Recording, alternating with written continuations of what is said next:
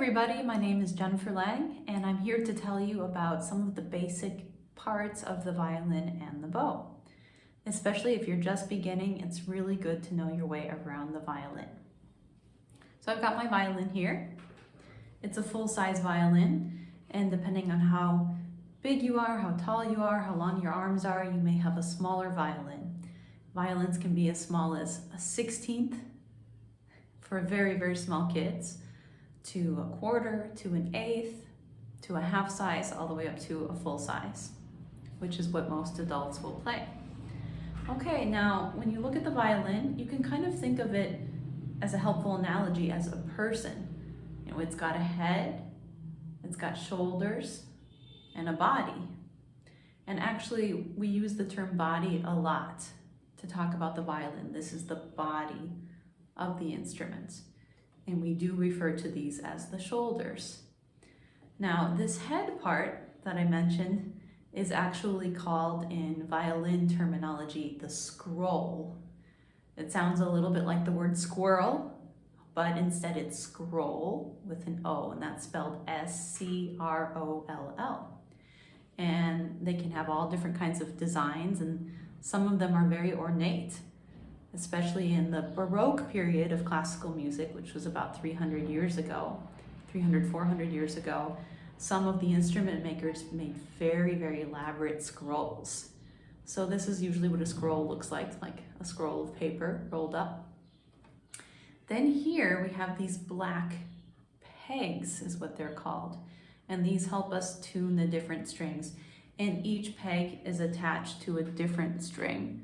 So this peg right here is for my G string.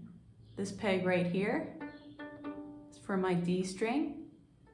This peg right here on the top, A string, and this peg right here, E string. So we usually use these when our strings are a little bit flat or sharp, and we turn them up to get the string pitch to sound higher, and we turn them down to get the string pitch to sound lower. And I'll have more videos on tuning later. Okay, so then we have the strings. And I mentioned I have a low string, the next highest, all the way up to the highest. There are 4 strings. They're tuned in fifths. So we have G, and then we have D, excuse me, that D, and then we have A, and then we have E. Okay, so I go from lowest to highest. And if you actually look at your strings, you'll notice that the thickest string is the lowest one. And that's because low sounds have longer sound waves, and you need a thicker string for those longer sound waves to travel through. Okay, so we're making our way down. These are the shoulders. And then here, actually, this long black piece that the strings are going over is just simply called the fingerboard. And that's very easy to remember because we put our fingers there, excuse me, to make different pitches. Fingerboard. And then as we come down here, we have this thin wooden piece, and this is the bridge. And it makes sense because the strings go over it. And so that's the bridge. And this piece, believe it or not, is actually not glued to your violin. And what keeps it there is the pressure of the strings. So if your strings loosen by accident, which can happen when weather changes a lot, I don't know if any of you have had the experience of opening up your violin and all of the strings are super loose because it got really cold or really hot outside.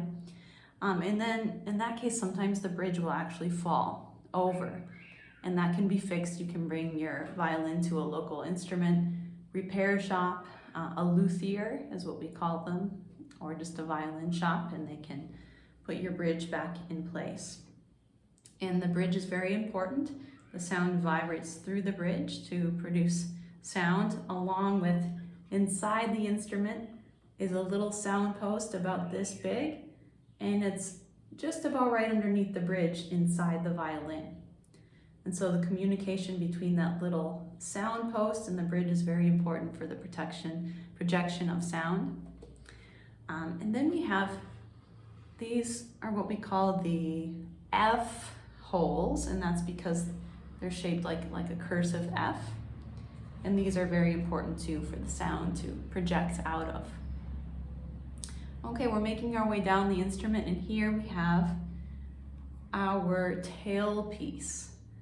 And mine is a little covered up because I've got my chin rest here, but the tailpiece goes like this, and it makes a little tail, and that's how you can remember it's called the tailpiece.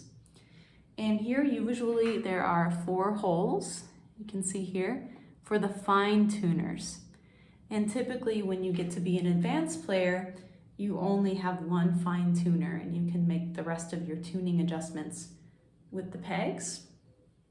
So I have 1 fine tuner, and usually that would be on the E string. And this is to make very fine adjustments. The larger adjustments for pitch would be here, like if your violin is more than like a quarter tone or half tone, half step off, then you would adjust here. But if it's like less than a quarter tone or eighth tone, you can kind of just adjust here. And then of course the chin rest. And these can be all different sizes and shapes. They can be smaller, they can be taller. Mine is kind of medium. You can see it's about an inch or so tall. Some people have taller ones if they have more space between their chin and their shoulder. And they can be made out of plastic, out of wood.